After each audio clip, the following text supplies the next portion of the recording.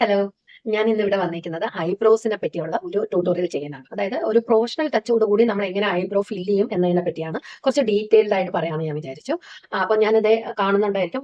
Right സൈഡിലത് ഞാൻ fill ചെയ്തിട്ടുണ്ട്. അപ്പൊ അതുമാതിരി ലെഫ്റ്റ് സൈഡ് എങ്ങനെ ഈസി ആയിട്ട് നമ്മൾ വെറും ഒരു ഐബ്രോ പെൻസിൽ വെച്ചിട്ട് തന്നെ നമുക്ക് എങ്ങനെ ഫില്ല് ചെയ്യാമെന്ന് ഞാൻ കാണിക്കാം. കേട്ടോ. ഞാൻ ഇന്നത് ഈ റൈറ്റ് ഐബ്രോ ഞാൻ ഓൾറെഡി ഫിൽഡ് ആണ്. അപ്പൊ ഇവിടെയാണ് ഞാൻ കാണിക്കാൻ പോകുന്നത്. അപ്പൊ നമ്മുടെ ഇങ്ങനെ ഒരു ആർച്ച് ഉണ്ടാവുമല്ലോ, ആ ആർച്ചിന്റെ അവിടെ ഒരു ഡോട്ട് ഇടുക. ഡോട്ട് ഇട്ടിട്ട് പതുക്കെ ഒരു ലൈൻ താഴേക്ക് കൊടുക്കാം. താഴേക്ക് കൊടുത്തിട്ട് ഒരു സ്പൂളി കൊണ്ട് ഞാൻ ബ്രഷ് ചെയ്തു. ബ്രഷ് ചെയ്തതിന് ശേഷം ഞാൻ പതുക്കെ പതുക്കെ സ്റ്റാർട്ട് ചെയ്യുകയാണ്. ഞാൻ മിഡിൽ നിന്നാണ് ഞാൻ ഷെയ്ഡ് ചെയ്യുന്നത്. അതായത് നമുക്ക് എപ്പോഴും ഐബ്രോ സ്റ്റാർട്ട് ചെയ്യുന്നതിന്റെ അവിടെ കുറച്ച് ഒറിജിനൽ ആയിട്ടുള്ള നമ്മുടെ സ്കിന്നിന്റെ ഒരു കളർ കാണുന്നതായിരിക്കും ഒരു ഒറിജിനാലിറ്റി ഫീൽ ചെയ്യുന്നത്. അപ്പൊ നമ്മളിങ്ങനെ ഫില്ല് ചെയ്തത് പെട്ടെന്ന് ആൾക്കാർക്ക് മനസ്സിലാവില്ല.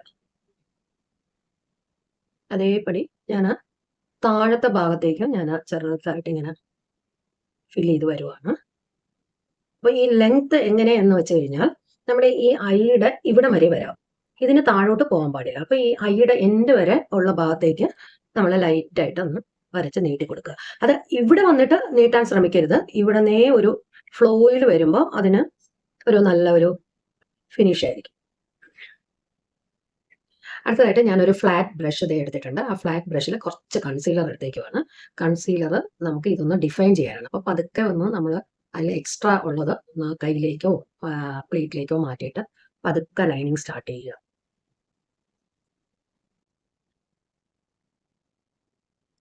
അതേമാതിരി മേളിലേക്കും ഞാൻ ഡിഫൈൻ ചെയ്യുക.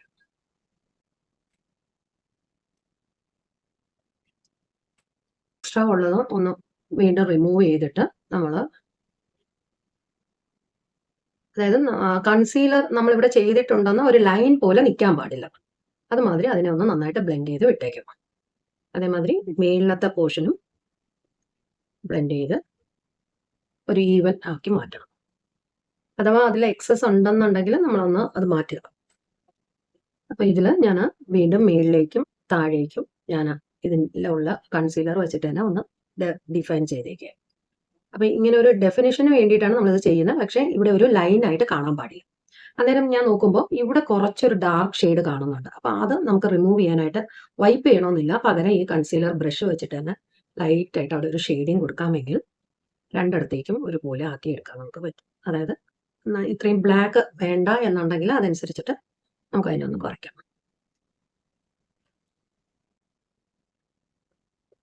അപ്പൊ അതേ കണ്ടില്ലേ, ഞാൻ 2 ഐബ്രോസും ഫിൽ ചെയ്തിട്ടുണ്ട്.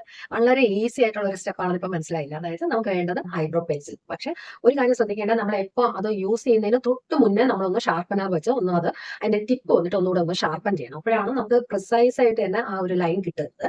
പിന്നെ വേണ്ടത് ഒരു കൺസീലർ. അത് ഏത് കമ്പനിയുടെ ആയാലും കുഴപ്പമില്ല. ഒരു ഫ്ലാറ്റ് ബ്രഷ്. അപ്പൊ ഈ ഒരു ഫ്ലാറ്റ് ബ്രഷിൽ ശകലം ഞാൻ കൺസീലർ എടുത്തിട്ടാണ് നമ്മൾ ഡെഫിനിഷൻ കൊടുത്തേക്കുന്നത്. ഈ ഡെഫിനിഷൻ എന്ന് പറയുന്നത് അറിയാനും പാടില്ല. നമ്മളിങ്ങനെ കറക്റ്റ് ആയിട്ട് കൺസീൽ ചെയ്തു എന്നൊരു വരാൻ പാടില്ല. പകരം അതിങ്ങനെ നന്നായിട്ട് ബ്ലെൻഡ് ആണ്. ഈസി അല്ലേ? അപ്പൊ ട്രൈ ചെയ്ത് നോക്കൂ. വീണ്ടും ഓരോ ടിപ്പുമായിട്ട് അടുത്ത തവണ വരുന്നതായിരിക്കും. Okay, by.